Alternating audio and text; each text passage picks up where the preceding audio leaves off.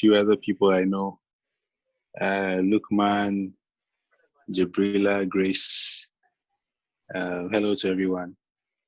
I hope you're having a good weekend. Hello, Ato. Good to meet you here again.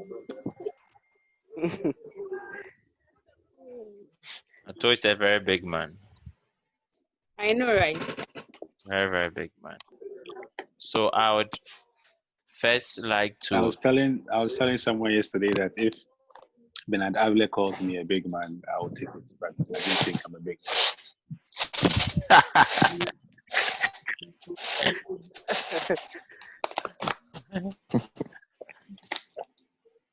But yeah, thank you for the kind words.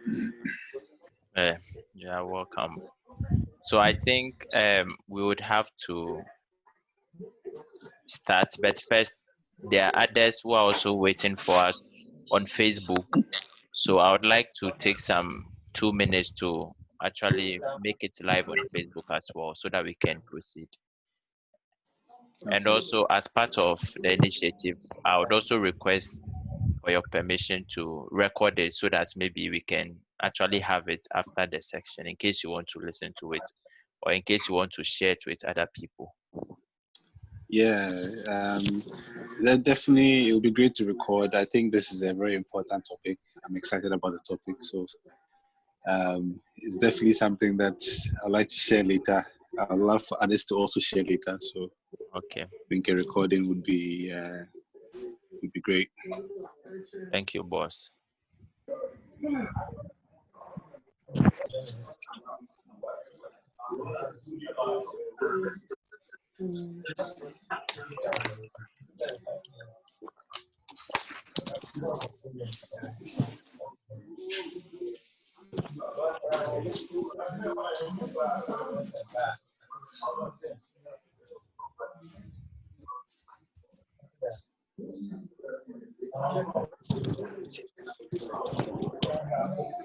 So, Mr. To, please, is it okay if we proceed while others join us later? Yeah, I'm ready. Okay. So I would like to say, for this meeting, for the purpose of this meeting, I would like each and every one of us to mute. You have to mute yourself, and also so that there will not be any distortion in flow of thought from the speaker. And I'll be grateful if we can all do that. Or I can equally do it at my end as well. So we can, if you are not speaking, you can kindly mute yourself so that we can proceed.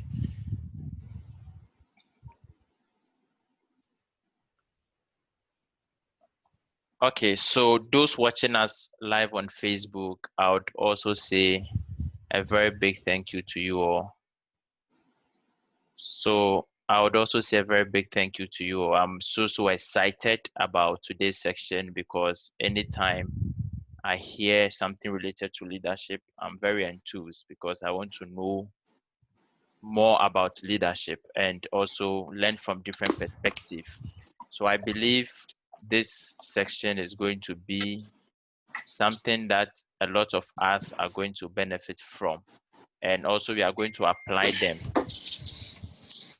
in our lives from what we are going to learn from Mr. Atu. So before we begin, I would like to officially introduce the guests for tonight. So Mr. Ulzen Appiah is a social entrepreneur, consultant, social media influencer, and a blogger. He studied at MIT and Stanford in civil engineering and management discipline. Ulzen Appiah is the director of the Ghana Think Foundation, a social enterprise which mobilizes and organizes talent with programs in networking, mentoring, volunteering, and training targeting youth. He consults in the youth, tech, and agri space. He has consulted for various organizations, including the International Trade Center and the World Bank. He is a program officer at Cosmos Innovation Center run by DAI Global for Cosmos Energy, mentoring and coaching incubated startup amongst other responsibility. He worked at Rankard as product manager building new revenue service off its platform. He worked at Google as a program manager building sustainable tech communities in Africa. He, he speaks and has spoken at various international forums, including the World Bank Diaspora Trade Forum, African Business Conference at Harvard, and the World Economic Forum on Africa in Cape Town. He is a member of the Global Shapers Alumni, part of the World Economic Forum community. He co-founded music.com, an African music website, and he blogs at mightyafricablogspot.com. Such an incredible bow. And Mr. Tu, I would like to say a very big thank you for gracing this program and also honoring the invite. I know you would be a very busy person, but I'm so grateful. And on behalf of all the participants and those watching us on Facebook, we are so grateful. So please, you can have the floor now, and we are ready to hear from you. Thank you so much.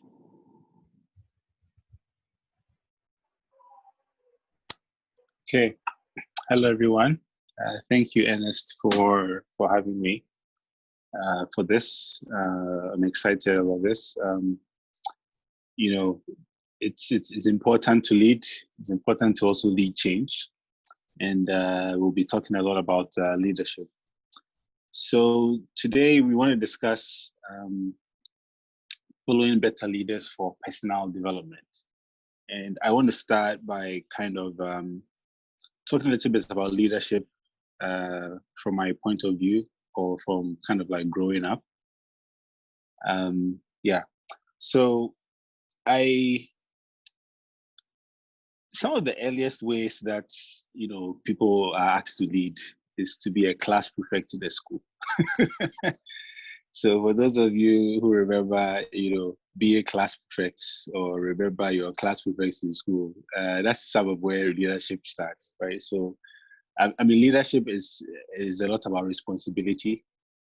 Okay, so when you are a class prefect in school, especially when you are young, some of the things that you dread is having to report people who are doing the wrong thing so that they can be disciplined, right?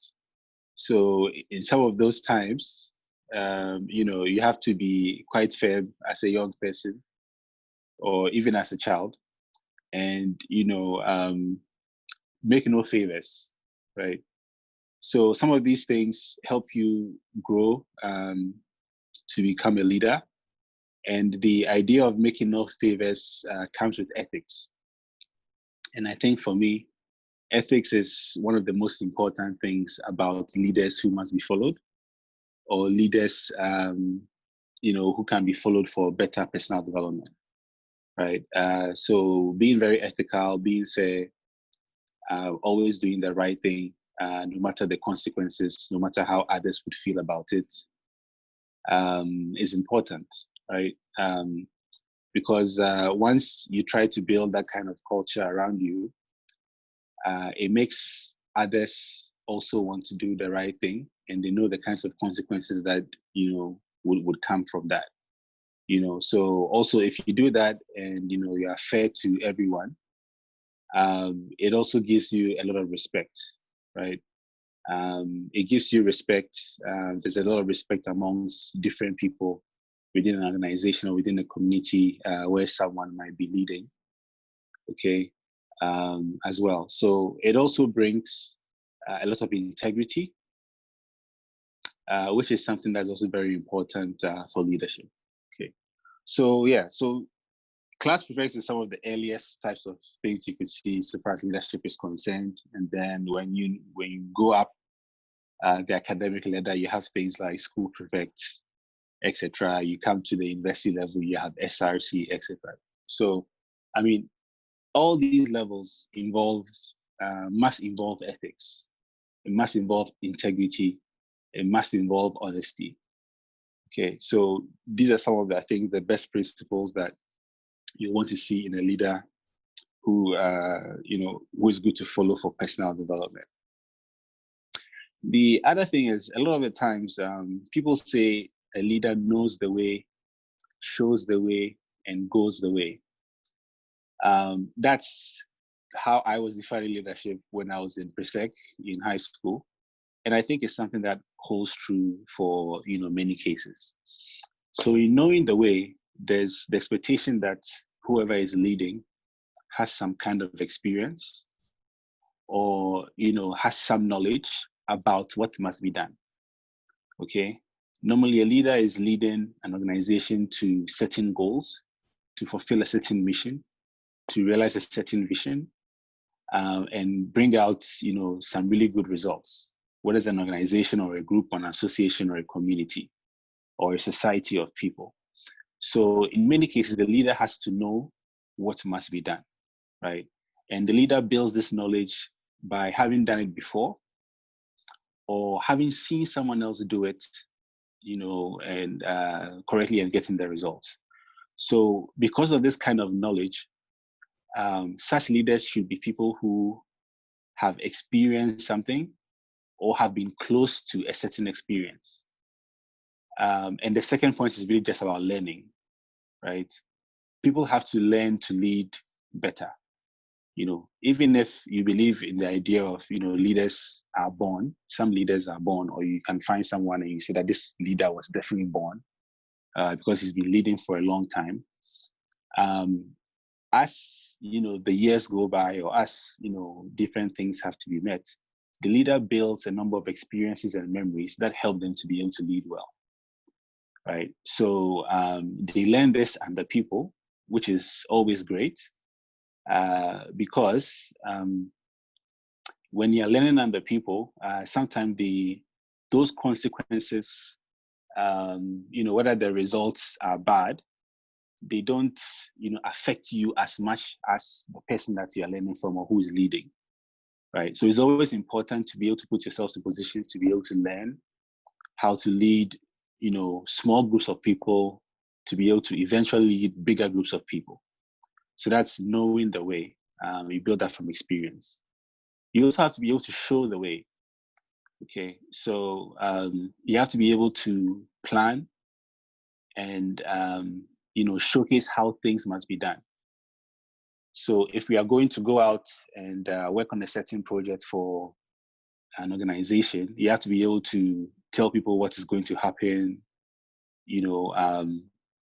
What are we going to do? What are the expected results? You have to be able to give an idea of what's going to happen to put people at ease, that if we do this way, we'll get the good results. So you have to be able to show the way.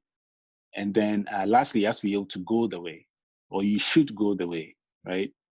A lot of people want to be with leaders who, do some of the dirty work or are responsible for what actually happens, right? So it's not about, I showed the way as a leader, and then people went to get it done. I wasn't part of it. And then when the results came, everyone is taking the blame and the leader is not, held responsible for anything. So the leader has to be able to also go the way, because, showing what to do and, sometimes the things that happen when you're actually getting it done could be different. So in going the way, if something, doesn't go out according to plan, great leaders will be able to think on their feet. Normally they would have a plan A, plan B, plan C, which would normally have come from a lot of discussion. So maybe we all discussed as an organization or as a society that we are going to do this.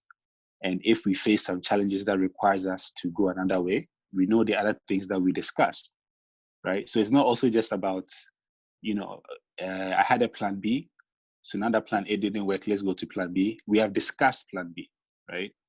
So, the people who are involved in whatever is happening can also, bring themselves to bear to ensure that these things are done well. Okay, so the leader has to be able to go the way as well. So I want to quickly also talk about leadership styles, because I think it's also very important when we are choosing leaders to follow. And I would say one of the most important ways to be able to do this is to have some kind of a transformative leadership style. Okay. So in a transformative leadership style, sometimes it's called like a coaching leadership style. You are able to help coach others that you are working with on something to be able to understand, what must be done and why it must be done, right? This kind of leadership style, even though it might set rules for what must be done within an organization or a society or a community, it also gives a lot of reasons for why these rules exist. And when it is giving reasons for why these rules exist, it's the thinking behind why we must do it this way, right? There's a lot of thought that has gone into it. And we know that if we do things this way, these are the kinds of results we're going to expect. And we are happy with those kinds of results because we build upon each other, right? So being able to have some kind of transformative leadership style, I think tends to be the best, where you are able to coach and, you're helping transform the people that you are working with. So we'll come to the followership side of things soon. But basically, you're able to transform, your followers or people who you are working with to be able to understand why you're doing certain things. And also because there's a lot of, kind of discussions going around, you as a leader can also pick up better ideas, right? So you could think of this in the business space, right? So sometimes you have a lot of CEOs of different companies.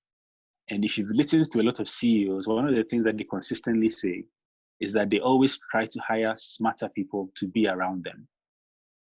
Okay, because a lot of the times they want to be able to be challenged with different ideas, better ideas, so that all of these can be discussed, and then based on the knowledge that the leadership has, be able to choose something that works very well for everybody, right? So being able to come up with a consensus is very important because as a leader, you're also involving a lot of the people that you are working with, and you are choosing, what works best. So you're not tied into certain practices, or if you're tied into certain practices, then you come correct and back them up, right? You want to back best practices with results. So, for instance, this is something that we face a lot within the Ghana Think Foundation, especially with organizing our bar camps, whereby, we've done certain things in certain ways for a very long period of time. And we know exactly the kind of results that we get from that. So if we are suggesting those best practices, especially to like newer members of the team, we can clearly say that if we do this, these are the results we are going to get. And more often than not, we are right because there's a lot of experience, in doing some of these things as well. But again, as we get different suggestions, we want to sometimes, as a leader, it's also good to be able to try new things, whereby you know that the results won't go very badly, right? So you might not get, the same. Maybe you feel like you might not get the best results, but you might get some good results. But it's just to try something new, to see how that works. Also, maybe to reinforce other ideas, or to look at how we can introduce something else, right? So that's something that also is quite important to do as a leader. So one of the stories I want to share is especially around ethics. I want to pick a story from Rankard. So I used to work for this. So one of the mid-size, or I guess bigger, tech companies in Ghana called Rankard, and founded by Kofi Dazi and Ehi Beniti. And one of the things I really love about their story is they've always had a vision for their company that they always stuck to. So even in years where their mission changed as a business, they in the tech space providing a lot of value-added services to customers. So what they mostly tried to do was to get people who have content to reach people through mobile platforms. So reach them on mobile phones, SMS, voice, web and mobile apps, etc. And one of the things I love about them is they always really kept their ethics. So, at one point in time, they realized that if they went after a lot of government business, it would really challenge their ethics, and they didn't want to engage in bribery and corruption and all of those things. So they decided to, change their business around a bit so that they could work with, people who are more ethical, but they felt like they could still get a lot of business from. A lot of the times, I think too many people choose to work with the government, even though there are so many issues in the public sector, without realizing that there's so much opportunity in the private sector. So Ranka decided to go after the telecom markets, and they did very well in there, right? So sometimes, you can intentionally choose to follow more ethical people, right? It's not always about where there's a lot of hype or where there's a lot of money, or where there's a lot of publicity.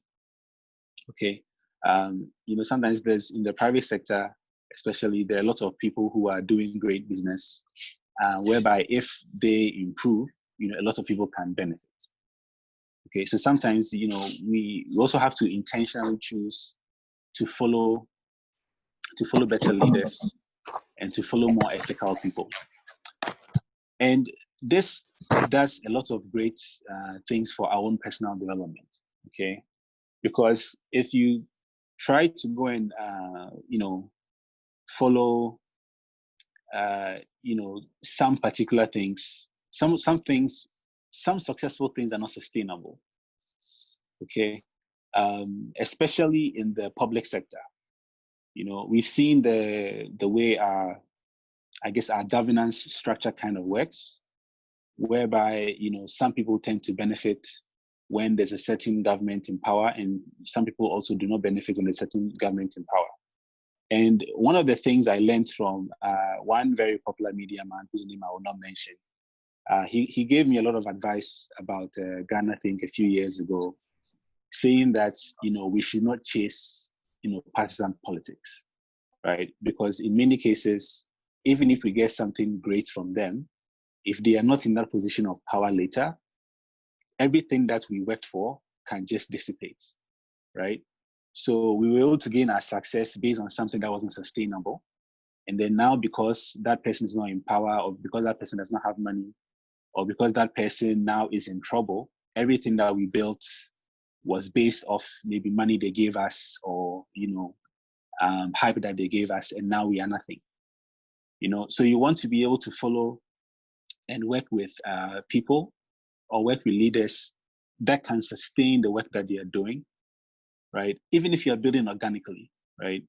Because also, if you build organically, and you are constantly improving yourself, and you're not becoming like an overnight success, you have a lot to live on, right? So if something goes wrong, you don't come back to level 10. You're probably still around like level 50 or level 60, because you've built things organically, you've been through the mill, you have so many other things that you can bank on if one thing does not work, right? So that's also part of following better leaders, because you are developing yourself gradually, right? You are not put in a position where you were given a lot where you could not handle it, but you built yourself to a point where you had some responsibility at one time, that grew, and then you were at an opportunity where you were doing more, so that even if you lose that opportunity, you can gain a similar opportunity elsewhere.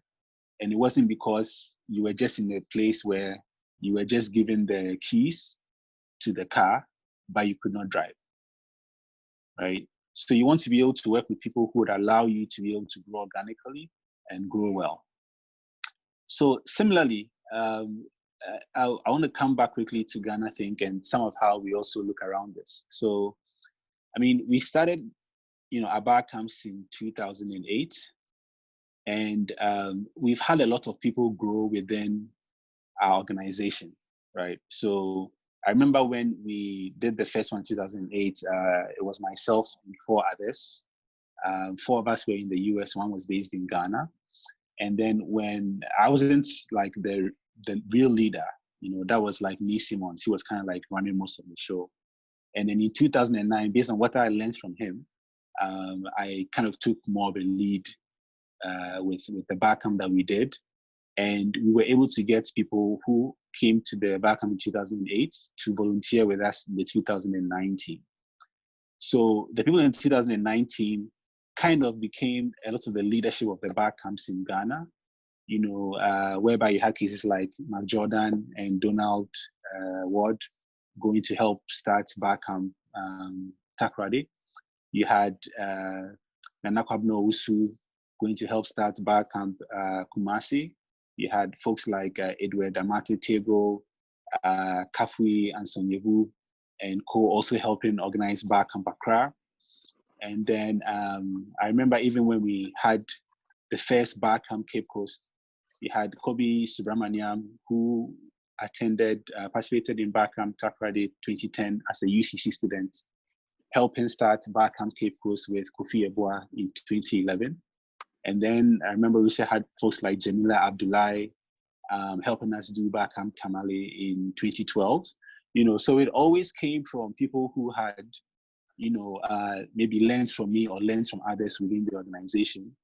And, kind of like using some of those best practices to do something else. And some of the people that I've mentioned have all gone on to do really, really awesome things, even especially outside the Ghana Think Foundation. Right? So putting people in positions where they could, start something or do something helps them a lot, but you have to be able to give them a playbook, right? So that's where, these types of leaders come in, right? Even though the leader is asking you to do something, you want them to be able to give you a playbook of how should we get some of these things done? This should be discussed so that people understand how we can get some of these things done, and then they can go on and get it done. So similarly, when we started Barcamp in 2012, you had folks like Dominic Konu and Jean-Baptiste Mante, who were learning from us. When we had the first Barcamp Ho, Gamili Ajaho, who was very instrumental in Barcamp Accra, joined with a few others like the late Eli Aidam, Courage Tete, to start the first Barcamp Ho. It's a similar story for Barcamp Bolga, where we had Midas Bambila and Daniel Akuba come to a couple of Barcamp Tamales, were interested. We talked to them, we discussed things with them, and then they were able to go on and start that, right? So you want to be able to show the way. It's very important. You have to know it, you have to show it, and you have to go it with them so that, they can even continue to do that themselves. Yeah. So the other things around following people is growth. Right? You want to be able to be with leaders who will give you an opportunity to grow. And that means that, you have to bring yourself up to be more responsible, ask to do certain things or, put yourself up for certain things. And then, leaders would normally choose, which things they think you can do very well, or maybe things that they think that you can try and they wouldn't be very serious consequences. I think the second point is very important. Because especially for organizations, organizations wants to meet results, right? So you don't want to put people in spaces where, if they fail, they're going to be like very serious consequences. Okay, so failure is not a terrible thing, but you want to be able to mitigate failure, or you could also think of it as risk. So you also want to be able to mitigate risk. Maybe you're preparing someone for a certain position. So leader will put them in that position, but based on the things that they would ask them to do, they want to ensure that they can do it well. And then maybe, there's a lot of support to ensure that the results are met. Okay. So it also means that for those, who are following or those who are working with the leaders, they have to, be very open to feedback. They have to be very open to things that they are asked to do, right? So it's not that you're being asked to do it because it's going to make someone feel better. a lot of the time you're being asked to do it that way because, it's tried and tested, right? Yeah. So I think that's, there's a bit of a give and take there with the follower and the followers and the leaders also involved. Yeah. So the other thing is also analysis. So a lot of the times, a lot of the ways, leadership is analyzed is also in reports and discussions. So once something is done, you want to be able to discuss with everyone. So, what we did well, what we didn't do well. If we figure out what we didn't do well, we also want to be able to understand what we failed to do that made us not do so well, right? So analysis is very important. So leaders that, do a lot of this kind of analysis are more like the kinds of people that you also need to follow, because they want to do better, which means that the organization will do better. And then everyone would also be able to do better because we have better knowledge now. And because of the results being good, the benefits would also be better for everybody, right? So you want to be able to have a lot of analysis in these kinds of leaders. Yeah, so basically, I just want to summarize by saying that, you want to be able to follow leaders who would help groom you to also lead. But they'll groom you to lead in an ethical way and with integrity. Because if you're not doing it in an ethical way or with integrity, a lot of things can happen that would, knock you off your perch and you won't be able to get back, right? I think a lot of unethical leadership is not sustainable because a lot of times people are not doing it for the right reasons and people are not getting there in the right ways, okay? Another point is you want to be able to work with leaders who can transform you, okay, who can help you learn something new, who can put you in positions where you're doing something new, and you have the support to be able to do this well. But there also has to be a lot of knowledge so that you can learn how to do certain things, right? So I give the example of, let's say if we're trying to do something and something goes wrong with plan A, the leader would know plan B very well, but the bonus points are when the people that the leader is working with also know plan B, right? We've discussed plan B and discussed plan C. So if we have to change, we know what to do. Okay, and then also you want to be able to be very analytical. You want to grow to be analytical. So you want to work with leaders who can help you analyze, why certain things went right, why we set certain goals and, those goals come true, why we have certain expectations and those expectations come through. It comes with a lot of experience, and it comes with, thinking through a lot of situations, right? So there's a lot of thought process that goes into things that helps us come with consensus to choose what we are doing. Okay, yeah. So I'll leave it here.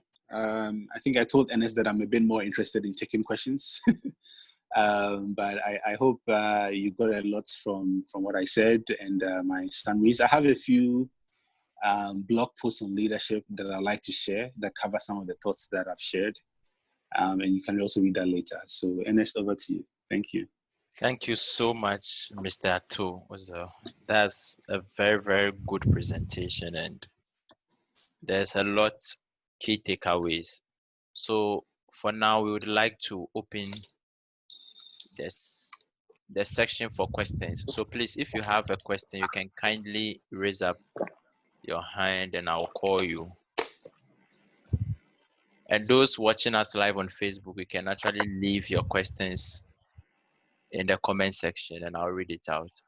Thank you.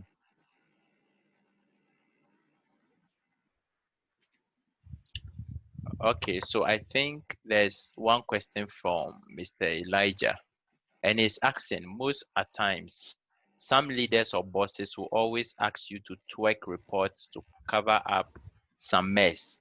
If you're under such a leader, what do you do? Okay, that's a very interesting question. Yeah, so I think first it depends on what some of these reports are and who the reports are going to. So, for instance, I think leaders who make people do this would only get away with such things if the people who are funding the leaders or the people who are supporting the leaders do not frown upon such issues, right? So if you are going to send a report to organization that is really going to do its due diligence to ensure that the things that you are mentioning are correct, that is a good organization for the long haul, right? But if it's an organization that is supporting, the leader and is really not doing due diligence, just wants to look good and is papering through the cracks, that's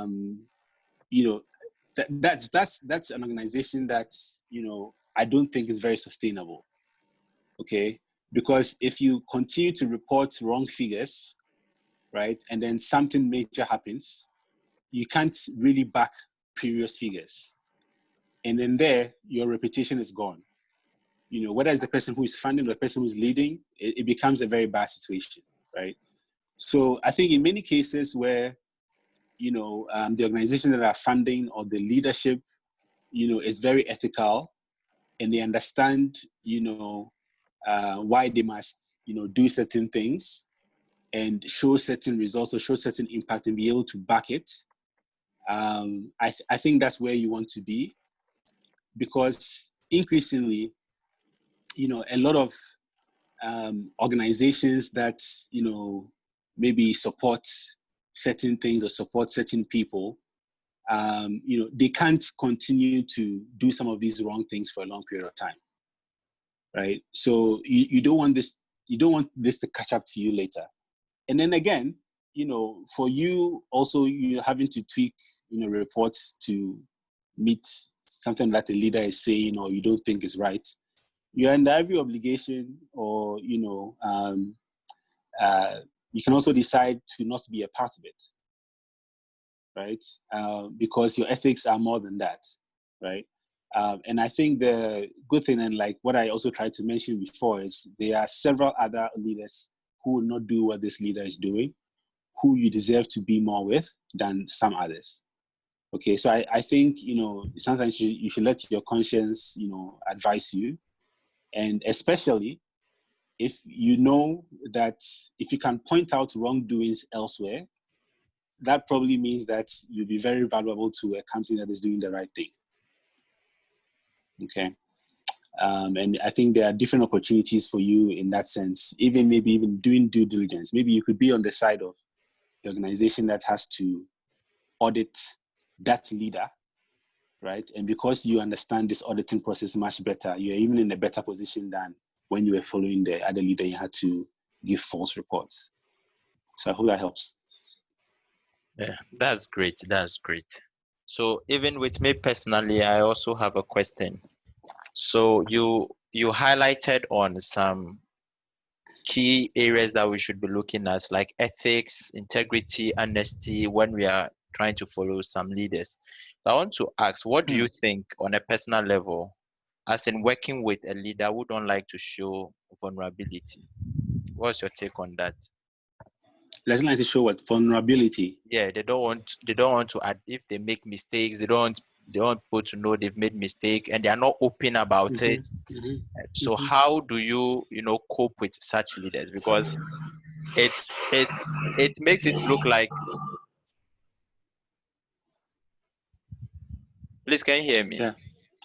Yes. Yeah, because it makes it look like if you are vulnerable, then you are weak or something like that. So I want to know on a personal level, what's your opinion on that? Okay, so I don't know if you could give an example of what you mean by vulnerability, but if it's an issue of maybe the leader tried to do something and they were wrong, right? And someone else was right. I think a lot of leaders, first they have to live with the consequences of being wrong, right? If we come to discuss something that we're going to go and do, and someone said we should do this, right? and then I, as the leader, said we should do B, and then B didn't work, and it looked like A was better, I'll be most responsible for A not working, right? So there's a bit of, vulnerability there in a sense. And, I think the leader has to be able to take this up on the chin and, be responsible. And also, I don't think it's saying that, mine didn't work is a sign of weakness. I think it's more of a sign of, I understand what we need to get done, right? Or I understand why certain things didn't work. And I think the other thing around maybe what a lot of good leaders would do in that space is not to get too low or get too high in certain situations, right? Because, I'm trying to understand the vulnerability, but part of the vulnerability could be that, maybe the leader is too stressed about the results, or their morale is very down, and that affects everybody, right? So especially if the leader is able to understand why certain things didn't work and owns upon it and, points it out, I think it gives the team an idea that, when we're in this situation again, we'll do better, right? Sure, maybe there might be some leaders who will be hard-headed, be defensive about things. And I think that happens to a lot of people.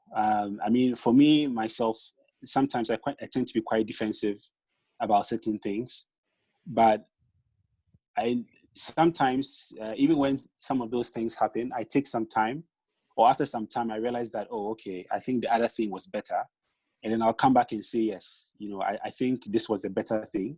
So maybe at that time I was being defensive, but I can come back and tell you that, I think we could have done better, right? So maybe sometimes it happens right there and then, or it happens later.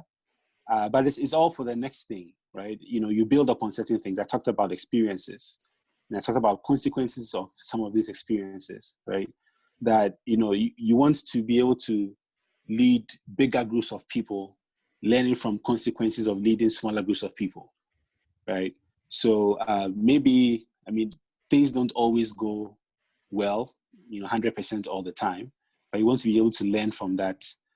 I don't think what you want to show is vulnerability. I think what you want to show is that you understand why certain things happened. You have better understanding. You're able to take feedback. I don't think the word is vulnerable. Or I don't know if you could give me an example so we could maybe expand this further. I think you've answered it in the first part, where, for instance, if you're a leader and you are supposed to make certain decisions for a team. The reason why I asked that is that you were constantly saying that there should be an involvement of the team members. People should be involved in the decision process. But the fact of the matter is that when you carefully look at our terrain, as in we Africans, sometimes our leaders, when they're even doing anything, they don't want to consult anyone. They don't even want people's opinion. They just do what they feel is right.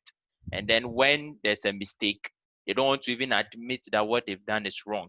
They become so defensive about it. So that was why I was asking that in our culture, you would realize that sometimes, they don't like to show that, okay, I did this and it went wrong. So you team, I'm sorry. How do we improve upon it, or how do we do it better? Yeah, and I think, let me just add one more thing to that. I think the other thing that happens here is the expectations or the results, right? Yeah. If you're not able to communicate the expectations or what you expect as results very well to the team, sometimes it makes it more difficult for the team to understand why certain things happened, right? Yeah. So maybe in your mind as a leader, you expected this to happen. You're actually okay with the results. But because that was not communicated very well to the team, and sometimes, to be very frank, sometimes some members of the team, they knew what the results were going to be, but they didn't accept it because they had a different idea, right? So sometimes when those results happen and you are talking through, oh, this is why you think certain things happen, then it becomes clearer why certain things happen, and you even gain, so you gain more influence, right? Because you knew what you were talking about and you could see it, right? But so I think communication is also very key, whereby you're able to communicate very clearly, and how you do this could also be important, right? Are you communicating this by word of mouth all the time? Are you doing this through a document? Are you doing this through, other people who might listen better? Are you doing this in a space where people are actually paying attention? So I think the expectations and the results bit is also really important, whereby people are on the same page on what we are doing and what we expect to see. That's great. Thank you so much. Okay. Please, any further questions? You can kindly raise up your hand. You can write it down in the comment section so that I read it out. Madam Grace, you are supposed to ask a question. Oh.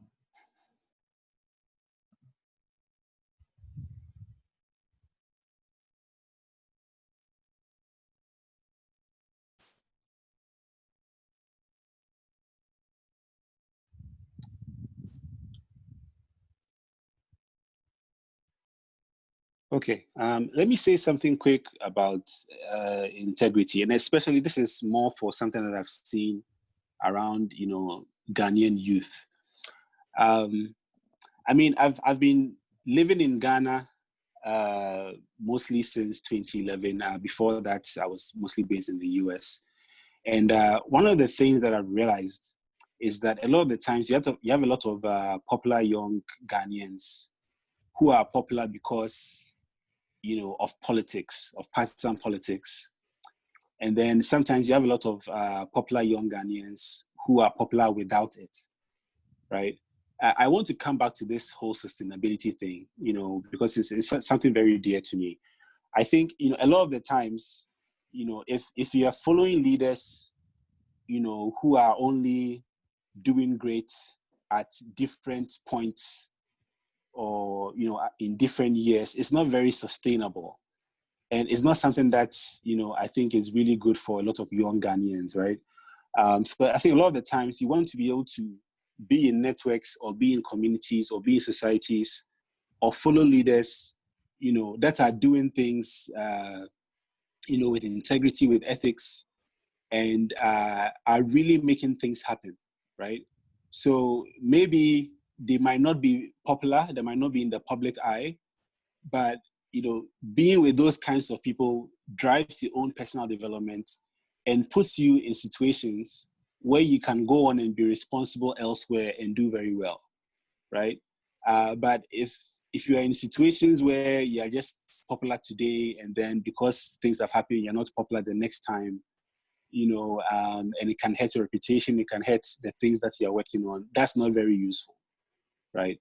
So I think we have to look more to, where, I like what Elvis talked about. Like, in such a situation, you should not want to be in that organization, right? Because there are lots of good opportunities for people who are developing themselves. Yesterday, I was talking to a number of people around the future of work. And I was talking about if you get into certain positions where you're continuing to improve, right, and you're building your expertise and you're building your knowledge, you'll be able to get a job later, which will pay you a lot more than some jobs that you took just for the money, right? Because you are building skills, you're building responsibility, and then at some point, and this is a huge issue in Ghana, especially for middle management. We know there's a huge unemployment issue in Ghana, but for me, there's a bigger issue of people trying to hire people and they can't find good people to hire. So if you're improving yourselves and developing yourselves personally by working with some of these leaders who are showing the ethics, the integrity, the results, the consensus, the analysis, then you can put yourself in a position whereby you could get a job elsewhere that has more responsibility and pays you more, and there are more benefits, right? So I think that's something that we should also look to do, and in choosing people to follow and choosing people to work with. That's so great. So brilliant. Thank you so much for sharing this. So helpful. Please, any further questions?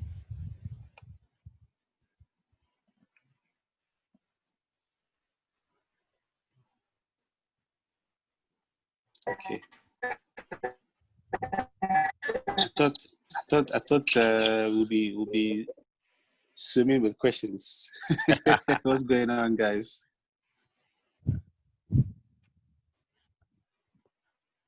Okay, so let me ask my last question. So, Mr. To, I want to know, do you think we the youth in Ghana have good role models to follow, especially looking at our leaders? That's a great question. So for me, I think for more than 8 years now, when I think about leaders, I don't think about only politicians. When I think about leaders, I think about people who are leading in all spaces. Something about those who are leading in the agri sector in Ghana, those who are leading in the hospitality sector, the health sector, the education sector, the tech sector. That's how I think about leaders. In fact, sometimes I would call politicians statesmen. Yeah, so I think we have a lot of role models that can be followed in Ghana. Obviously, I think one of the biggest issues are, a lot of these role models are not publicized as much. Yes. I remember, even when I was still living in the US, we always used to talk about we need to celebrate our success stories, It's something that we still talk about till today. And then we were like, oh, we don't award, ourselves enough. And then we started talking about awards, and then our awards have become a business in Ghana, whereby there are so many awards here and there. And I mean, I know several cases where people buy awards, and that's not what we want to see, right? So I think the most important thing is we have to seek out some of these role models because there aren't a lot of opportunities for them to be publicized, and obviously, sadly, we're even getting to the point where we are publicizing some role models and we're getting to realize that they were not really ethical in the first place, right? So I think we need to continue like publicizing people, and in cases whereby maybe they fail or some of these things happen, we also need to publicize that so that we can help people see the signs of what a good role model eventually is, right? And at the end of the day, it's not really about how much money they were able to flaunt. It's more around how did the people around them do. I think that's probably most important, right? Because especially let's just take a case of some of these groups of companies that we have, right? So whether you're talking about Group Indum, Jospong, the Star Alliance Group, etc. Just think of how when they are growing as organizations, how they fill roles and give responsibility, right? If in many cases they are not able to have the people that are working with them fill bigger roles, that means they're not transforming them enough. And there's a bit of a red flag there, right? Because you want to be able to continue to build competent people so that when your organization is growing, when your business is growing, or when the society is growing, you can still pick people from within the organization or the society to have bigger responsibilities and do well. Right? So I think that's something that we have to be mindful of. But especially as followers, I think someone needs to be muted. Yeah, I've muted you. Sorry. Yeah. So especially as followers, we need to be able to go out and find some of these role models. And a lot of this just happens through conversations, right? It happens through conversations. So, we can't expect to find the role models through TV and, through the newspaper all the time. You want to have conversations around it, especially for personal development, right? Because you want to learn a lot about where you are, what you're trying to do, where you're trying to get to. and, start to hear about what people are doing in the space, and then align yourself to some of these people, right? So that you can choose better societies to be part of, choose better communities to be part of, choose better organizations to be part of, or even if you can't be part of some of those places because there are no vacancies or there's no space, you're able to follow what is going on to develop yourself personally, right? So for me, I believe there are lots of role models, and I think it's something that we all should also do more, right? I'll say 10 years ago, a lot of the times when we talk about role models, we always talk about people who are like foreigners, but I mean, the thing is that a lot of these foreigners, they don't have they were not in the same situations that we are in, so you want to be able to figure out, how did someone in your situation do better? Or how did someone in a similar situation to yours do better? Right? I mean, I was telling a group of people the other time that I decided to apply to MIT because I knew I could get in, simply because someone else who went to PESEC had gotten in, right? These are the kinds of, role models that we need to look at. Look at those around you who've been able to get something done, and use that to inspire yourself. Use that story to help you figure out what did they use around them to do well, right? And I think sometimes it's from a lot of conversations or things that I've seen from the bar camps and junior camps that we've done, I think a lot of people look past their community, right? They don't realize that there's someone within their community who can give them good advice or who can help them get something done, right? And I think that's something that we have to leverage more, because the role model that you are mentioning who doesn't live in your country, it's going to be very difficult for you to access them, right? I mean, fine, the internet has opened up a lot of things today. You can ask people questions and, hopefully they'll respond. But we need to be able to find people around us who are able to break out of, where we are and do better. Thank you so much. That was very comprehensive. Thank you so much, Mr. Cho. You're welcome. Please, any further question? Mr. Cho, it looks like you are intimidating them. I hope not. Yeah, I mean, I don't think anyone should feel intimidated, and I think maybe that's another thing. Curiosity is also key, right? Yeah. I think if you are following a leader who allows you to ask questions and allows you to be curious, you're probably in the better position, to be able to continue to learn and to be able to figure out what to do. Okay. For instance, if you're asked to do something and you can't get it done, and then you sit around for 3 days and don't get it done, it's worse than coming back after a day to ask a question to help you get it done, right? So I think we have to be more curious. We have to be more inquisitive. It shows an attitude of learning. It shows that you're thinking about what you need to do as well, Yeah, I mean, for me, I feel like a lot of Ghanaians are shy. I'm not sure why we do that. The other time I went and asked on Facebook, what is the benefits of being shy? And then the best answer I could get was people say they don't stay out of trouble. Okay.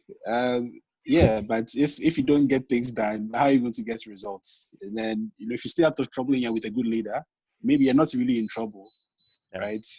You're not really in trouble. It's just, okay, these things didn't go on well.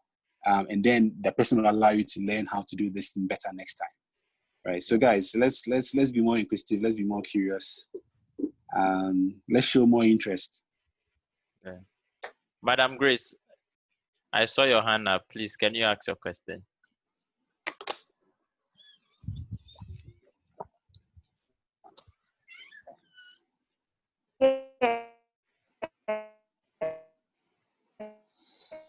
Thank you, Ernest. After that,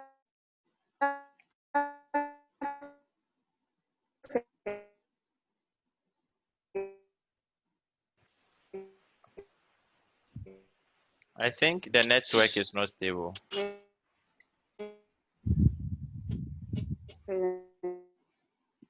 Presentation. Thank you. But I want to know your take on like um hello. Yeah, we can hear you now. Okay. So I was asking Axel what's his take on schooling, the role of schooling in leadership, because Ghanaians we spend most of our times in school, like right from KG to university. Sometimes in our mid 20s and 30s, we are still in school. So, how can the school help tailor lessons so that we can get this good leadership skills from the school and not necessarily from the outside world? Okay. Yeah, that's a good question. I think the easiest way for the school to do this is to encourage more teamwork, right? Um, so to encourage more teamwork, which involves, having to work with other people and leading other people to, kind of get to a goal. I'll say one interesting thing, especially when I was in university at MIT, was there were so many instances where we needed to work on assignments as a team, as a team of 4 or 5 within our class. And the interesting thing was the score that the team gets at the end of the assignment is the score that everyone gets, right? So it doesn't matter if you were the smartest person in the team and then you did a lot of the work. If you guys get a very good score, everyone gets that score. And then if you guys get a very bad score, everyone gets that score. So that means that when you're working with a team, you have to be able to find a way to have everyone contribute so that even if you are the smartest person, you're going to do all the work, or you're going to do most of the work, they help you do the work. You don't have to do as much, right? So it helps people's strengths come to bear. It helps you figure out how to share the work for it to be done. So you might be saying, no, maybe this guy is the weakest person in this team currently. So let's have them do this so that it won't affect us so much, right? So these are all things that you learn within like a school environment or working within a team on a project. Okay. So so it helps you figure out how to work with people who have different opinions, people who might even be difficult, right? And how to work with that as well. So, but I think even on the flip side, in some cases where there's teamwork, a lot of the times, the instructors would ask the different people in the team to rate each other. Okay. So again, if you didn't work very well with your team, you might not get a great rating. Or if you didn't really do what you needed to do in your team, you might not get a very good rating. So these are some ways that, people can build this into schoolwork. Because if you go out into the real world, there's a lot of teamwork, right? At, different businesses, etc. People working on a project, you have to work with this kind of role, that kind of role, that kind of role. So it really helps you build soft skills, and it also helps you build leadership and working within the team, having to follow others as well in those situations. I hope that helps. That's great. That's great. As for we Ghanaians, especially, I remember my school days. Once they give the work and they say, "Oh, it's group work," everyone will run away. Then they'll leave it on people that they think they are the smartest because, like, honestly, they don't even have the desire to learn in most cases. And I think too, most importantly, is also based on how the school system have been structured, because we focus more on like grades and stuff. So people feel that once they've failed once, there's no desire for them to even try again. Well, and I think what you've said is good, because once you're in a team, you realize that you are also contributing in a way. You're also trying to, be part of them getting things done. And that gives you the confidence to actually pull through. I think I can see two hands being raised up. Okay, Mr. Felix, please, you can kindly ask your question. Okay, thank you. Ato, yes, sir, I'd agree too. Hello, Felix. How be? I'm good, sir. My question is, with the little research I have done, I have seen that most budding entrepreneurs, especially outside Ghana and Africa, are collaborating a lot, and Mm, I see that trend to be a very good trend. But with Ghana, we have been taught to cover our works every day. In class, people are covering their works, and we take that to the working world.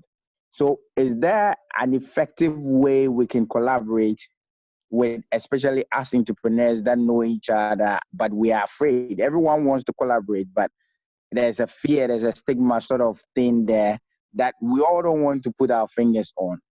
So I feel that I think you should address that and let us know if there's an effective way we can collaborate to help us, move forward, sort of. Thank you. mm. Okay, so yeah, it's funny you were talking about people covering their work, but I think we've had a bit of like a close culture around this, whereby people don't want to share certain things, yeah, and maybe the competition aspect of things. I think one of the interesting things that we need to understand, especially around competition, is a lot of the times it's not always about the individual, right? If people around you in your school or your organization do well, you would also tend to benefit, right? So I think that's something that we just have to push more within, I guess, our educational culture. But coming to the enterprise space and collaboration, I think that the most important thing we need to learn around this is how we can scale and how we can get bigger business. A lot of the times people will say, oh, a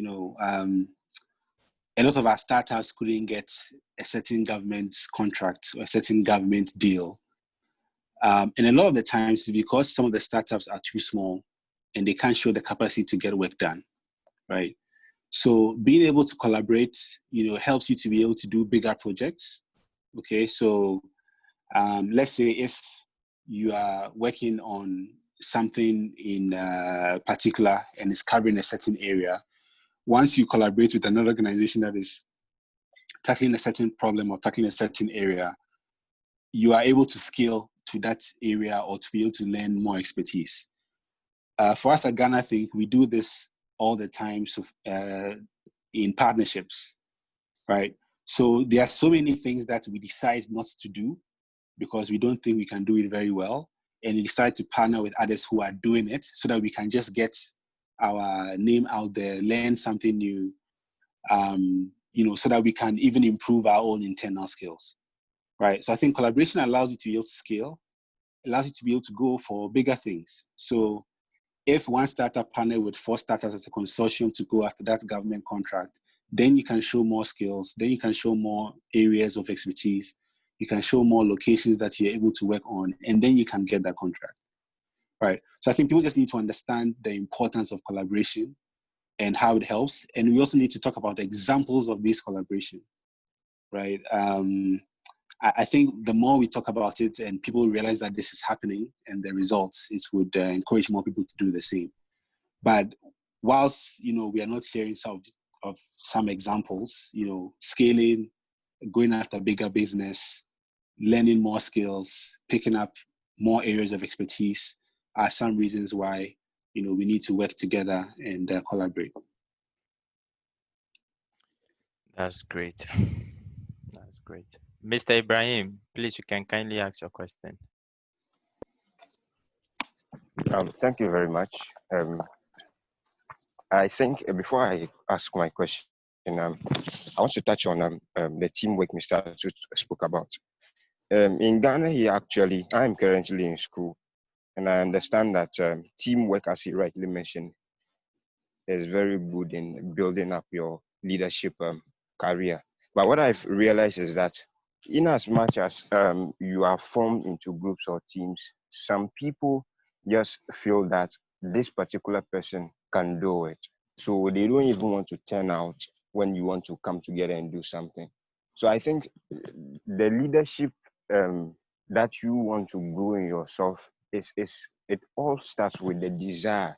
Because if you don't have the desire, once the need arises for you to come together and do something, you feel that the others can do it, or this person is a smart guy, so let's leave it for him to do it. Asking my question, what I want to ask is, if you have an entrepreneurial or a business idea, and then, but you also know that you don't have the financial capacity or the financial muscle to pursue it, and you wouldn't want to discuss it with somebody because you feel like somebody will take your business idea, or probably, let me put it, somebody will steal your business idea.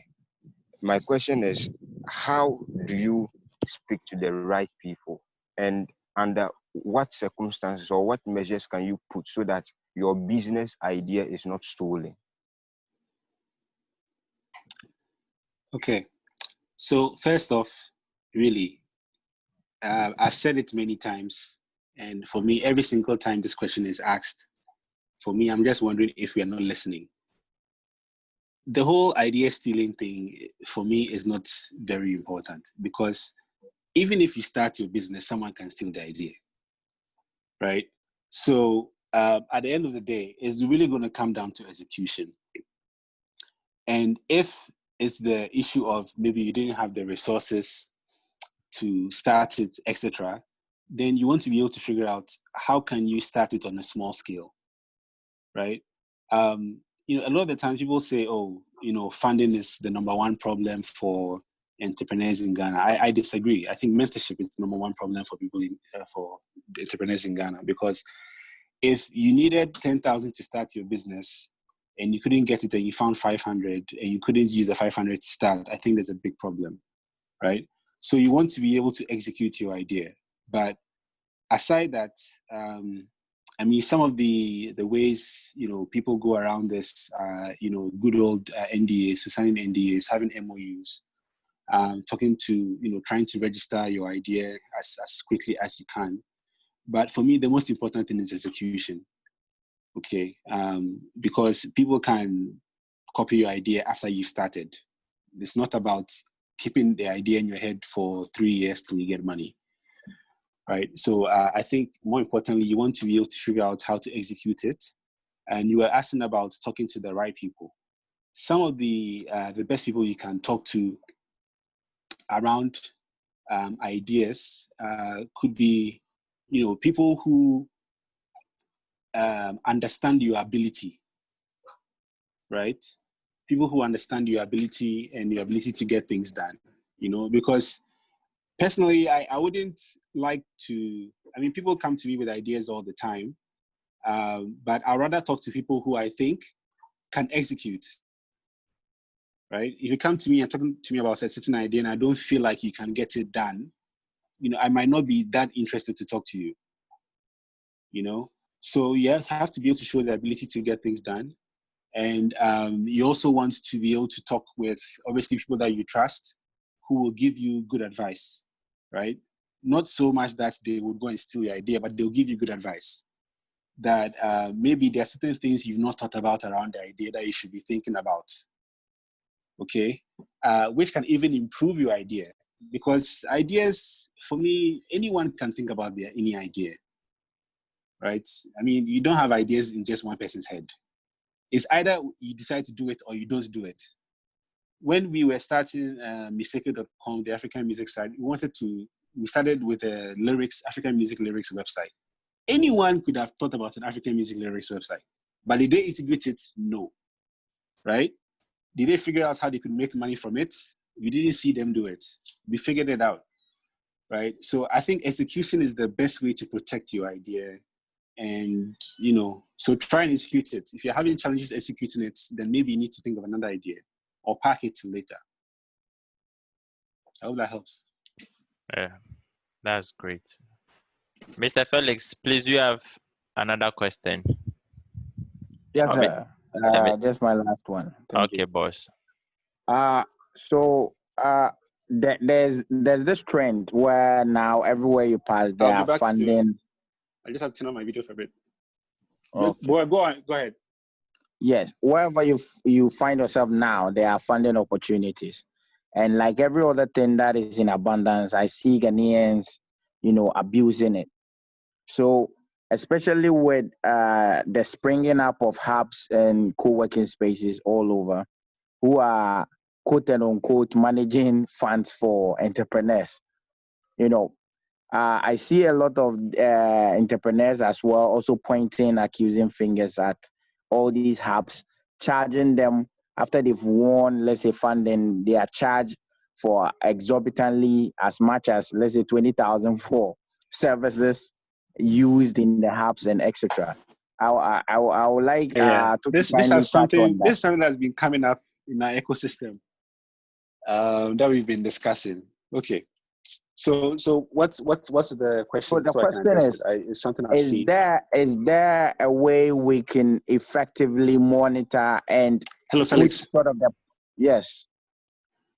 I'm saying, is there a way we could monitor and actually put sort of the power back into the entrepreneur's hands, sort of? Yeah. So I think the number one thing, one of the first things around this is clarity, right? Because I do see some, programs or some competitions saying that they are going to give a certain amount of money, and then they say that part of that is, services. So I think there you just need clarity, right? If at the beginning of the competition we know that 15,000 of the 20,000 is Amazon Web Services, then there's clarity there. So I think from some of the lessons that we've learned, we just need more clarity. And I think, secondly, it also has to do a bit, as we have more people in the ecosystem, I think, people can also choose what they want to go after, right? Because especially if, certain competitions promise this much and, don't really hold true to their word, what they will see is that they would have less and less really good people start to patronize them. And that happens all over the place, right? You won't get the best people to come to your program if you are doing certain things, right? And if you do other things, you get the best people to come to your program. And I think it's also good that there's a lot of choice in this sense, whereby people can choose this or choose that, right? So there might be a very good program that promises a lot, but it's just not a good fit for a certain entrepreneur who is great, so they don't participate in it. That's totally fine, right? And then even within our ecosystem, we have a number of entrepreneurs who also, might not work with some of these competitions, like they work with other people, right? So I think the choice is good, but for entrepreneurs, we need to be able to get a lot of clarity and understand these things. Let me give you a quick example about MEST. MEST started in 2008. At that time, I still, was based in the US, but I was coming to Ghana a lot. And I know a lot of the folks who were at MEST when it started. And the interesting thing is, when it started, there wasn't really a program like MEST in Ghana. So they would give, maybe $50,000 or, I don't know, $25,000 to a company, and they will take a certain amount of equity. At that time, for a lot of entrepreneurs who don't know much, it looked like a really good deal. But right now, if you talk to a lot of entrepreneurs who know a lot, it's not the best deal, right? So we just need more knowledge. We need more clarity. It's unfortunate, but some of these things would help us learn lessons to make our ecosystem better. And I think, those who do the best and position themselves the best would also benefit the most. That's great. I hope that helps, Felix.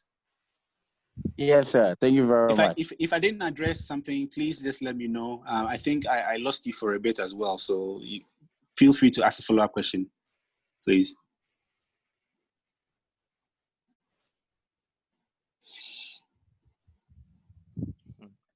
Okay. I think there's no. Okay, I think there's one last question in the comment section. What are some of the leadership goals every leader should have? That's coming from Della. Okay. So I think because you have leaders leading all sorts of, you can lead a society, an organization, a business, not for profit, a country. I think the number one goal like leaders should have is to transform the people who follow them, right? Because once that is happening, the leader will be making it easier for people who work with him or her to be able to take more responsibility and take more ownership in whatever they are leading, to be able to contribute more so that the leader could concentrate on more things, right? In many cases, some organizations, leaders want to be able to get to the point where they have to do more thinking and planning instead of doing all the time. A lot of the leaders I've worked with, professionally, that's something that, comes up a lot. That, let's spend some more time thinking about the problems that we are solving so that we can come up with better things. The second thing I will say, being able to quantify results.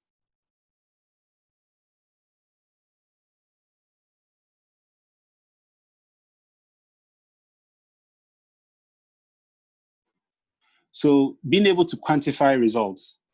So that's one thing I've learned a lot from my my mentor, who is kind of like on the advisory board for Ghana, I think, is to be able to quantify results. So if we are working on a number of different things and we expect certain results or we expect certain things to happen, or we decide to do certain things, what are the things that we can quantify that shows that we've done a good job, right?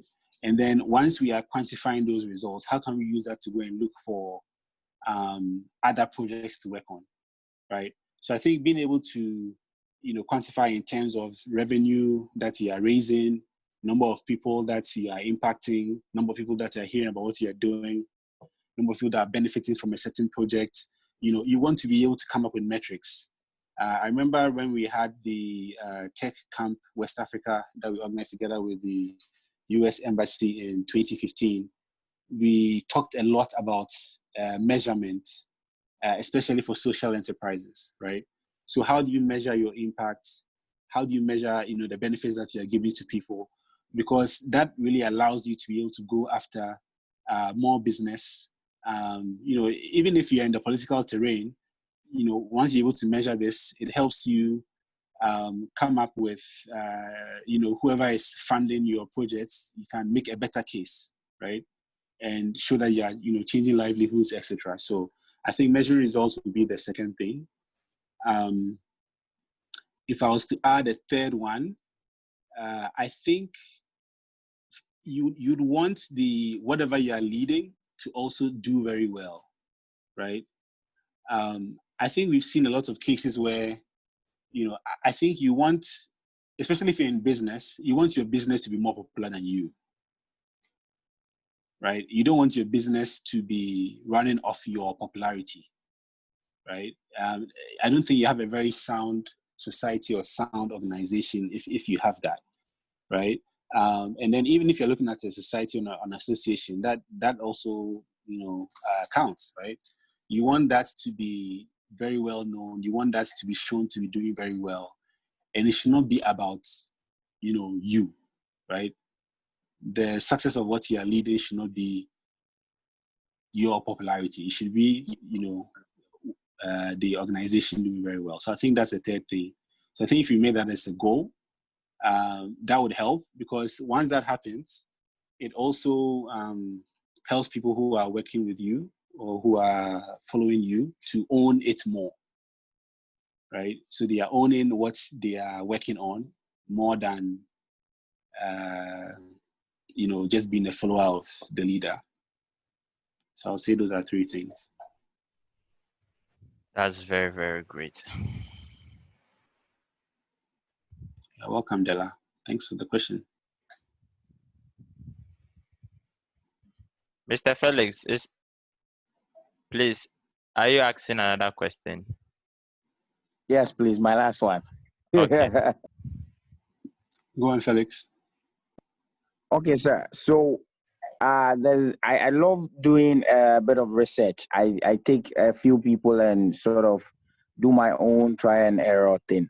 I've seen that most people who succeed a lot, especially in business and entrepreneurship, have been those who have been touched by ice, sort of been outside Ghana and had education or or being touched by ice. That is how I call it. That's how the Trisolist man calls it. Okay.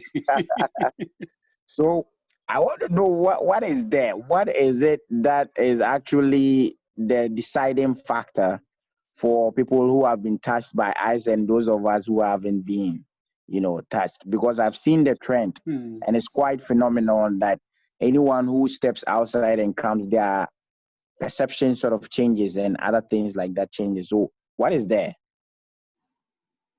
Wow.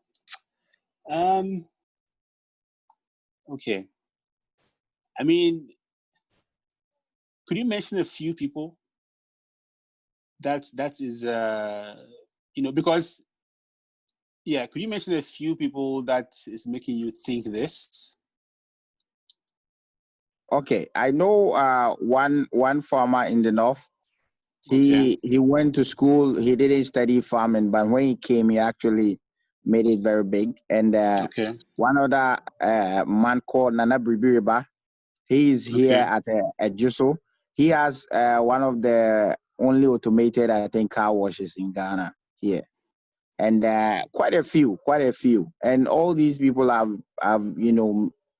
had the same sort of story. I went to study and then I had an epiphany that I need to come and, something like that, basically. Yeah. Okay. So I think what I can say around this has to do with a number of things. Obviously, there's exposure, right? So I think sometimes when people get such opportunities, they're exposed to different things that people might be doing that they didn't think was possible, right? But because they've seen people doing it, they think, it can work elsewhere. So I think that is one. And even around this is also results, right? So it's not just that the thing exists elsewhere, but it is working, okay? I think another thing is environment, whereby based on the kind of people that you're around, and what you see them do, and what you see as conversations really helps. So for instance, let me use this personal example. When I was at Stanford and I was doing my master's, a lot of the times, when I'll go to the library or, I'll be around the campus, just seeing people around, a lot of the times, if 2 or 3 students were together discussing something, I didn't think they were doing homework. I actually thought they were starting a new business, right? So that's what the environment does to you, So sometimes you're in environments where, it's very competitive in a sense, whereby people are trying to get things done, it really drives you to do more, So when I was working on, my enterprise, Miseke at the time, like I was very driven by that. I'm like, all these guys are trying to really succeed at what they're doing. So I should put in more time into doing what I'm also doing.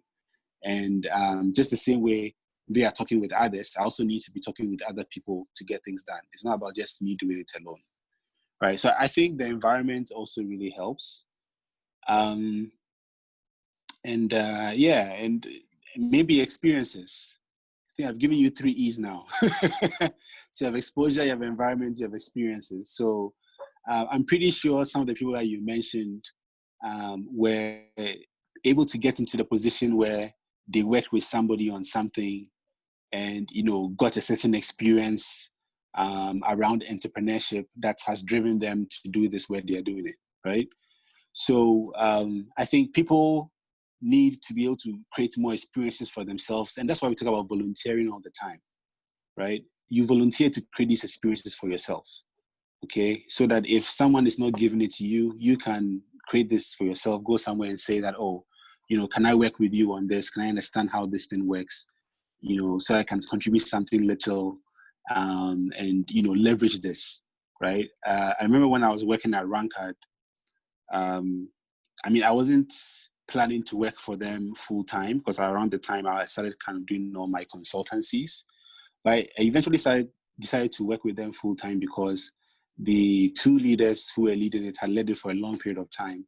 And I just wanted to work under them to understand how they run a company because I wanted to run similar things in the future. So that's also part of experiences. So I think maybe to your point, some of those who are touched by ICE get a bit more exposure. They get into really good environments and they get great experiences. And I think these are all things that we can create within our ecosystem in Ghana as well. It doesn't have, you don't have to travel to get this. Yeah. That's great. That's great. Yes, thank you very much, sir. You're welcome, Felix. You don't have to travel to get it. You can get it here in Ghana. Made in Ghana. Made in Ghana exposure, made in Ghana experience. That's great. That's great. Made in Ghana, good environment. Yeah, really, I think, to be frank, there are a lot of bad environments in Ghana. I think we know that. We just have to find a lot of good ones and gravitate towards those. Sure. And I think that's the whole point of this topic. Yeah. So you have to put in the effort of searching. Yes, have conversations, see how people are doing, try to ask them, where have they been, what have they done, and try and go to some of those places as well. Yeah, that's great. Okay, so it's 8:36 now, and I think all questions have been asked. So we would like to bring the session to an end. And before we do that, I would like to take this opportunity to specially thank Mr. Atu for this wonderful, wonderful section. It's been close to past 1.5 hours with you, and it's been a nice experience with a lot of insights and a lot of guidelines that we can actually adapt in what we are supposed to do or in our future projects. So on behalf of all the participants, I would like to say a very big thank you to you for your time, for your patience, and also for sharing your knowledge with us, which is very, very important. And also for listening to some of the questions that we had and giving us some very good feedback. So I would like to say a very big thank you.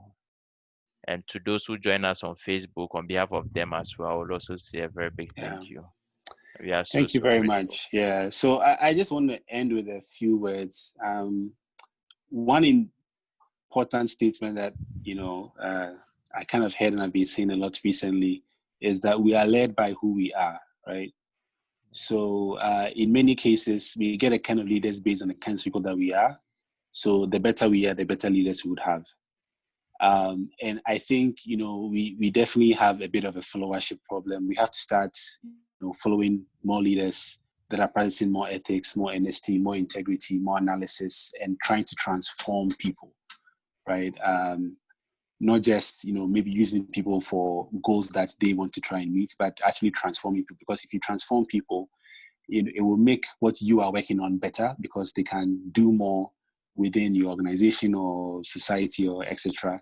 And then you'll be able to get more done, right? So let's do that. And I think, like I said, like I heard from Prisek, a leader knows the way, shows the way, and goes the way. So let's build that knowledge. Let's build that expertise.